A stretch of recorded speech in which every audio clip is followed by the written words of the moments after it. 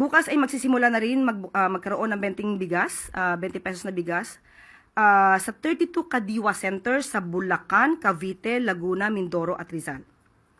So, tingin po natin dahil bumababa po at nabibigyan po natin ng pagkakataon ng ating mga kababayan na makabili ng 20 pesos na kada kilo na bigas. Ang market po nito ay maaari ma-impluwensyahan. We hope na kahit sa market po ay maibaba nila ang presyo ng bigas nang hindi naman po din naaapektuhan ng ating mga magsasaka. Sa ilalim ng CSC Resolution 2500229, maaari nang ma-qualify ang first-level government positions ang mga nagtapos ng grade 10 at grade 12 sa ilalim ng K-12 curriculum. In-update ng CSC ang dating requirements para sa mga posisyong clerical, custodial, at iba pang sub-professional roles sa gobyerno. Magandang umaga, Malacanang Press Corps. Welcome sa ating press briefing ngayong araw. Simulan natin sa magandang balita na dala ng administrasyon ni Pangulong Ferdinand R. Marcos Jr. sa bagong Pilipinas. Good news mula sa Department of Health. Isa sa mga programa ni Pangulong Ferdinand Marcos Jr., katuwang si Health Secretary Ted Herbosa, ay ang pagpapalapit sa ating mga kababayan ng mga serbisyong pangkalusugan na karaniwan nilang nakukuha sa mga ospital.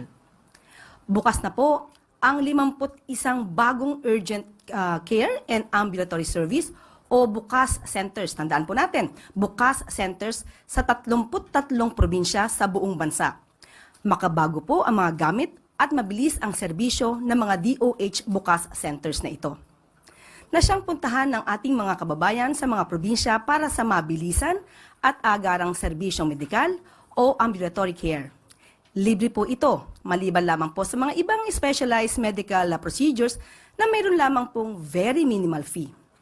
Mabilis pong nakukuha ng mga kababayan natin ang mga laboratory services gaya ng complete blood count o CBC, blood chemistry, urinalysis, blood typing, X-ray, ultrasonography, ECG, fecalysis, FOBT, dengue NSI, dengue IgG at IgM, COVID rapid antigen test at HBAG.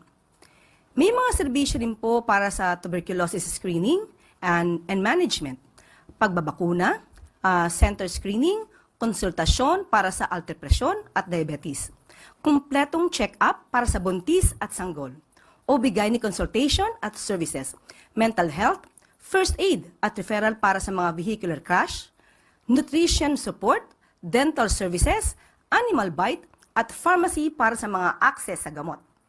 May mga operasyon din pong naihahatid ang DOH BUCAS centers gaya ng operasyon sa katarata, breast at tumor surgery, at iba pang ambulatory surgical procedures. Mabilis din ang pagresponde sa ibang emergencies gaya ng mga pasyenteng inatake sa puso. Pati ang geriatrics o mga serbisyong kailangan ng mga may edad, kasama na po ang surgery, ENT, at orthopedic at parte ng serbisyo ng DOH BUCAS centers na nakukuha na ng ating mga kababayan. Sa loob lang ng 1 taon, buong Pilipinas na po ang may DOH BUCAS centers. 26 sa Luzon, 8 sa Visayas, at 17 sa Mindanao.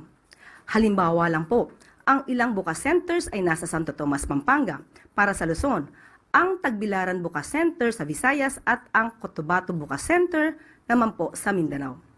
Unti-unti pong nagbubukas ang DOH BUCAS centers mula lamang nitong March 2024 at ngayon, nasa halos 800,000 Pilipino na po ang kasama po ang 4-piece beneficiaries ang naseserbisyuhan ng 51 BUCAS centers sa buong bansa. Nasa humigit 500 patients kada araw ang naseserbisyuhan ng bawat isang BUCAS center at patuloy pong nagiging takbuhan ng ating mga kababayan ang DOH BUCAS centers lalo na para sa emergency care. Panoorin po natin ang ilang mga kababayan natin na naserbisyohan na po ng DOH BUCAS centers. Wala ka dito, pumupunta sa mga private, magastos. Ngayon, naswerte kami dito sa Santo Tomas. Bless na kami dito. Mabilis. Kung ano man yung nandito na lahat. Kasi Tsaka malaki pong tulong sa amin. Hindi na po kami maglalayo, biyahe. Dito, lalakarin lang po namin. Tsaka ang gabait po nila. Bawat tanong po, in-interview po, hinatid po. Tinuturuan po kami ng mga ayos. Thank you po. Thank you po sa inyo. Hindi na kami lumalayo. Wala po kami sa bayan. Malaki po po sa amin. God bless po sa inyo lahat. At yan po ay isa talaga pong talagang inuna ni Pangulong Ferdinand Marcos Jr. para matugunan po talaga ang pangangailangan ng ating mga kababayan pagtungkol po sa kalusugan.